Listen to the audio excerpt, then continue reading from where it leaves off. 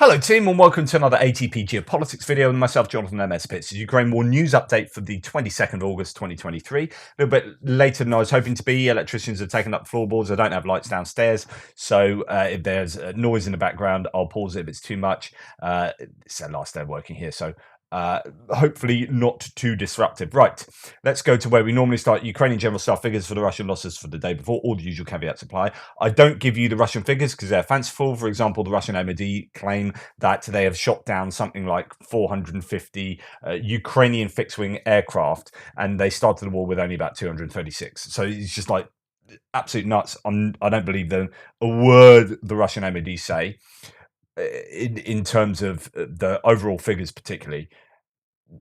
That's not to say the Ukrainian figures are perfect, as I keep saying, but I do try and give you supporting evidence as to their daily claims. I'm not so interested in these big overall figures here. It's just what this tells us in terms of the trends. Even these figures can be a good deal of percentage off, but it's like, is this more than yesterday? Is this a bad day, a good day, that kind of thing? Okay, 410 liquidated personnel, KIA for the Russians. That's less than we have seen. It's about the lower end of the range since this counteroffensive started. 4 tanks, 27 APVs, so that's infantry fighting vehicles, that's armored personnel carriers, that's mine-resistant ambush protection vehicles, those kind of things. So 27 is a massive number. So again, what does that tell us? It's not that 27 is the exact number. I'm not really bothered about that, but it's just a bad day for the Russians, evidently, or at least according to the Ukrainians, in terms of this category. And does that suggest that the bad day for the Russians? Just to let you know, I do get my Russians and Ukrainians confused sometimes, and that's really annoying because actually it's super important. As I've told many of you many times, I have primary progressive multiple sclerosis, and one of the really significant symptoms is struggling to find words. That's why I do so much umming and ahhing and mixing up words. I never used to do that. 5 years ago, I was on it, really on it. Now my brain is just struggles with stuff like that. So I do apologize if I mix up some of my words sometimes. Anyway, 27 APVs is bad for the Russians. I have seen a number of pieces of footage of them losing lots of equipment. There are claims that the Ukrainians have lost lots of equipment in bits of footage coming out from the Russians. However, some of these bits of footage are being shown to be old footage from like a year ago. So we have to be really careful. There's a lot of disinformation flying about. Right, next category, 31 pieces of artillery, 2 multiple launch rocket systems. That is an absolutely terrible day for the Ukrainians, for the Russians, in that category as well. The attrition of some of these categories must surely be beyond the tipping point now. I mean, it must be. We know that the Russians keep complaining about a lack of counter battery capability, and that there's no support for their troops in that regard. They must be getting to a point where they are lacking, significant pieces of equipment in terms of tanks and APVs as well. Anyway, 2 anti-aircraft warfare systems. They are losing less than 1 a day on average since the beginning of the war. So 2 is a bad loss for the Russians there. 3 drones. That won't be from last night before probably. 30 vehicles and fuel tanks is another bad day in terms of logistics being hit. So these are usually vehicles that are transporting either fuel or supplies to the front line, and they are being hugely hit. 3 pieces of special equipment, often intelligence, surveillance, reconnaissance, electronic warfare, that kind of stuff. So yeah, I think that's a significant day. Even though they might not have lost as many troops as we have seen previously, they have lost in other categories a significant number of pieces of kit. Now, Andrew Perpetua, the mapper who surveys a lot of video footage and images on a daily basis, is tossing his what he views up, and the last few days we have seen more Russian losses than Ukrainian losses. It's interesting to see what the spread of equipment is. So we have a few pieces of electronic warfare that's been taken out, a couple of engineering vehicles that is pretty important. That means that you start hitting that, the Russians are less able to recover abandoned or damaged vehicles, which means those vehicles are either captured by the Ukrainians eventually, or they're just lost, rather than being able to be saved and repaired and brought back to the front line for the Russians. Artillery, tanks, IFVs, APCs, and trucks. So civilian trucks and Canaz trucks and what have you. So you can see that logistics is being hit hard here, and there's a fairly consistent spread of all the other kind of pieces of equipment. For the Ukrainians, we've got some surveillance and comms equipment, a decoy being taken out. So actually, uh, that's good news that the Russians are wasting valuable ordnance on decoys. You can really take that off there and show fewer bits of kit destroyed on the Ukrainian side there.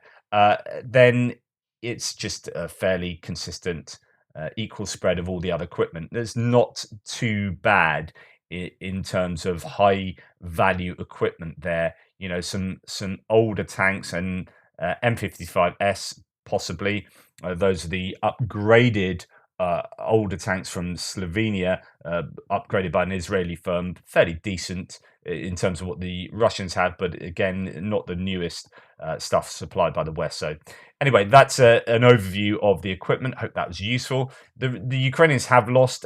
This has been doing the rounds. A Striker here, an engineering vehicle, ESV, that is and that that the Russians are touting as being, a significant loss because they haven't seen one of these being taken out so far. This had a mine trawl on it. It was taken out near Robotna.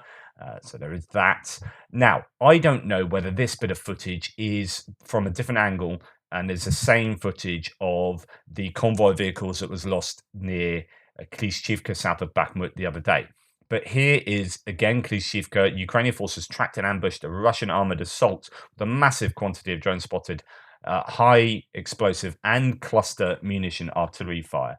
I don't know, it just looks like it could be the same vehicles from a different angle, but a lot of vehicles taken out. And also the why I'm sort of not not showing. I'll put the link will be in the description below. But it's the use of cluster munitions on mechanized equipment, as well as using it to take out troops and to take out trench lines and whatnot. So it's possibly another really significant loss of equipment for the Russians, or it's the same loss but from a different angle. But they do seem to be arranged differently here. So I think this might be different footage from what I showed you yesterday. If that is the case, then this leads into these numbers being particularly high. A couple of days of some really high losses around the Bakhmut area for the Russians there. There is some other interesting stuff. There was a massive explosion of a 240 mil mortar, Russian 240 mil mortar, that absolutely phenomenal bang there. So I'm not going to show you that, but it's just another piece of kit blowing up. The defeat, with the help of HIMARS of the Russian electronic warfare complex R330ZH, as you tell, in the village of Vidrozhenya in Donetsk. That is significant because this is a fairly high value piece of kit. We've seen a number of these now taken out. We have heard previously that actually it's high up on the priorities list for Ukrainian targeting are these electronic warfare systems. Right. Okay, let's move on to distance strikes. So drones have been threatening Ukraine tonight. This was last night. Air defense was working in Kiev as a confirmed hit by one of Iran's K drones, their Shahid drones. It came to the border village in the Chernihiv region. A civilian infrastructure was hit, according to the regional governor. So that has happened. Then we saw yesterday a number of places hit by distance strikes. Things you would imagine, storm shadows and scouts and whatnot being active. Things were hit in Rostov. We saw, I think, Berdyansk and Mariupol again yesterday. The governor was laughed at on social media for saying the explosions heard earlier were just a plane going supersonic. And then as soon as you see smoke, then you know that's not true. Anyway, let's go on to look at Russian air bases being hit in Russia. So MASH reports, as a news source reports, one of Ukraine's drones fell on the Shaikovka military airfield. Nice work. That was from yesterday. We had heard as well that there was another. This is the Shaikovka as well. There was another base that was hit the other day, which had the the heavy bomber that exploded, and I showed you some footage of that. This is Shashank Joshi making a comment on this. So the pace of Ukrainian drone attacks inside Russia is remarkable. Is someone tracking the numbers over time? So this is in response to that one that Tim White's just reported this morning. There was a new attempted attack on Sharkovka Air Base in Kaluga Oblast of Russia, which is home to the base of the 52nd Guards Heavy Bomber Regiment, operating two 22 M3 bombers. So one of those was taken out. I think it was a different air base to this one. According to Russian media information, quadcopter was shot down and fell on the territory of the airbase, damaging a non-operational airframe. When they say things like that, you're wondering, yeah, was it really a non-operational airframe, or was it another bomber going up in flames? Now, that bomber that was hit, this was at the Solsty 2 airbase. Satellite images appeared from the Russian Solsty 2 airbase, where a Tu-22 M3 strategic bomber was destroyed, and that's a footage we saw of that being on fire. But what's significant is since that, these pictures show that the Russians have taken away all of the rest of the planes likely to Alenia. So they are moving their planes back to other air bases that are further, I presume, further away from the Ukrainian border. This makes things more problematic for the Russians in terms of longer logistics, more expensive, not as efficient, etc., etc. And it, although it will then make it more difficult for the Ukrainians to hit those bases because they're further away, it does show that the Ukrainians are having an effect with and they're not using many drones to do this, but with their drone usage within Russia. Particularly at these military pieces of infrastructure. Right, Russian MOD is claiming it's utilizing electronic warfare systems to have downed at least 2 Ukrainian K attack drones. That's last night over the Black Sea that were northwest of occupied Crimea. Now, reporting from Ukraine talked about this in their video yesterday or last night, saying that those drones, because there weren't very many of them, it's likely that those drones were trying to find out the positioning of air defense ahead of a much larger strike. And the takeaway from that video was that expect a big strike on Crimea soon from Ukraine in terms of, I don't know, cruise missiles, in terms of drones, or both. It's happened before. That seems to be what they're claiming. It seems to be the case that if they use fewer drones in a particular way, then it's just sounding out where those air defenses are.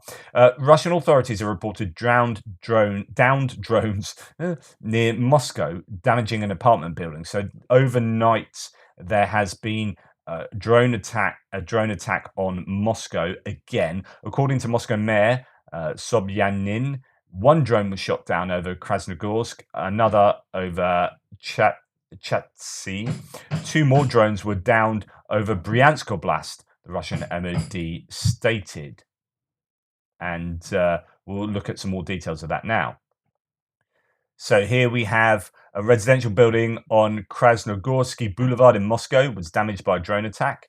There's some images going around on social media. A shot being the media organization has footage of the moment when a drone exploded or was shot down over Krasnogorsk near Moscow. It is blurred out, but you can see that actually that's a fairly sizable explosion there. Now the latest drone watch in Russia, treat these claims with caution. 2 Ukrainian drones were shot down in the Moscow region before reaching the city. 2 were brought down with electronic warfare in Bryansk. And a Ukrainian drone in Kursk dropped a bomb on an alcohol store but missed. I don't know if that would be the main target for them, to be honest. Now, this is leading the UK Defence Ministry to make some observations here. Some drone strikes against Russian targets likely launched from within Russia. The recent successful drone strike against the Tu-22 M3 bomber in Russia's Novgorod Oblast adds weight to the assessment that some attacks against Russian targets are launched from within Russian territory, UK Ministry of Defence said. Now, I'd agree with that. I've talked about this before. It appears that there are Ukrainian units operating in Russia. I don't know whether they are Ukrainians or Russian pro-Ukrainians operating within Russia, but this is a worry for the Russian Ministry of Defense and the Kremlin. Okay, moving on to other bits and pieces. So this is sad. This makes me sad. I mean, human deaths are obviously sad as well, but or more so. But 1,000 dolphins have died in the Black Sea since the start of the full-scale invasion. This is reported by the Ministry of Environmental Protection and Natural Resources of Ukraine. Of course, that's going to be as a result of both Ukrainian and Russian activity. I mean, there's no doubt that those big explosions and marine drones are going to, the Kerch Bridge as well. They are going to cause issues for marine life too. But this is the nature of war, and unfortunately, the casualties are, in this case, animals that have no. There's no horse in the race for these animals in terms of what's going on with the war, and yet they are casualties too. This is not only the coast of Ukraine, but also Bulgaria and Turkey. Among the causes of death of marine mammals are sea mines, explosions, missile launches, and low-flying Russian fighter jets that injure animals. Okay. Moving on. Now, I'm going to return to Elon Musk, and you'll think, oh my God, why? Just give it a rest. Actually, this is pretty important today. There's a massive article that, if you really like Elon Musk, is really interesting, and if you don't like him, is really interesting. It's a huge piece in the New Yorker, giving a lot of detail about his activities, but a few nuggets out of it have caused some alarm with people interested in the Ukraine war. Now, the first one is something I've talked about previously a number of times, but it's putting some meat on the bones. I'm just going to read you this. Okay. In recent days, the forces have found their this is to do with Starlink, have found their connectivity severed as they entered territory contested by Russia. More alarmingly, SpaceX have recently given the Pentagon an ultimatum. If it didn't assume the cost of providing service in Ukraine, which the company calculated at some $400 million annually. So Starlink had given a load of stuff to Ukraine, waited for that to get embedded, and then it appears that they've gone to the Pentagon and said, now you need to pay for that. It's $400 million. And they said if they didn't pay for it, it would cut off access. Quote, we started to get a little panic, the senior defense official, one of four who described the standoff to me, recalled. Musk, quote, could turn it off at any given moment, and that would have real operational impact for the Ukrainians. Now, quote, communications became dead. Units were isolated. It says later, when you're on offense, especially for commanders, you need a constant stream of information from battalions. Commanders had to drive to the battlefield to be in radio range, risking themselves. Mikola said it was chaos. Ukrainian expats who had raised funds for the Starlink units began receiving frantic calls. The tech executive recalls a Ukrainian military official telling him, "We need Elon now." "How now?" he replied. "Like effing now." The official said, "People are dying." Another Ukrainian involved told me that he was awoken by a dozen calls saying they'd lost connectivity and had to retreat. The Financial Times reported that outages affected units in Kherson, Zaporizhia, Kharkiv, Donetsk, and Luhansk. American and Ukrainian officials told me they believed that SpaceX had cut the connectivity via geofencing, calling off areas of access. So we knew about this, but it's a very explicit claim that people died. People did die because Starlink cut off connectivity. So essentially, that killed Ukrainians. We've not heard the Ukrainians complain explicitly about this because they don't want to bite the hand that feeds them. But I mean, I saw at the time lots of people in non-official channels like Twitter and Telegram places absolutely screaming about this. Yeah. So that was one thing. Then this is something I wasn't aware of. So Musk had spoken to Putin before this decision. And right around that time, he came up with a peace plan, which is essentially the same as Russia and Trump's, give Russia chunks of Ukraine. So that peace plan that Elon Musk came up with that looked eerily like Russia's peace plan is rather coincidental, given that Elon Musk had just spoken to Putin and had denied this subsequently, but it's now come out that he did speak to Putin. Musk wasn't immediately convinced, says the article. Quote, my inference was that he was getting nervous that Starlink's involvement was increasingly seen in Russia as enabling the Ukrainian war effort and was looking for a way to placate Russian concerns, Carl told me. To the dismay of Pentagon officials, Musk volunteered that he had spoken with Putin personally. Another individual told me that Musk had made the same assertion in the weeks before he tweeted his pro-Russia peace plan and had said that his consultations with the Kremlin were regular. So Musk has been regularly or had been regularly communicating with the Kremlin. Well, that's hugely problematic considering how deeply entrenched his technologies with the Ukrainians and how much leverage he had over the Ukrainians. Now, this is perhaps the most worrying part for me now, right? So his pro-Putin stance aligns with goals in China. Keep China happy because that's where he makes Tesla. It's not only that, I reported on how he has a huge amount of natural resources that he requires for his tech, SpaceX and Tesla, from China. Beijing disapproved of Musk's helping Ukraine because they lend support to Russia. That explains Musk's desire to hand Taiwan over to China. So Musk has a position on the Ukraine war such that he's appeasing Russia and wants a peace plan that suits Russia. He also has a peace plan for Taiwan that suits China. Right? Here is someone who is the richest person on earth, arguably. I mean, it's not all in liquid cash, but one of the most powerful human beings that controls, what's it, 53% of low Earth orbit satellites. That has a huge impact on all sorts of things to do with security and in the war.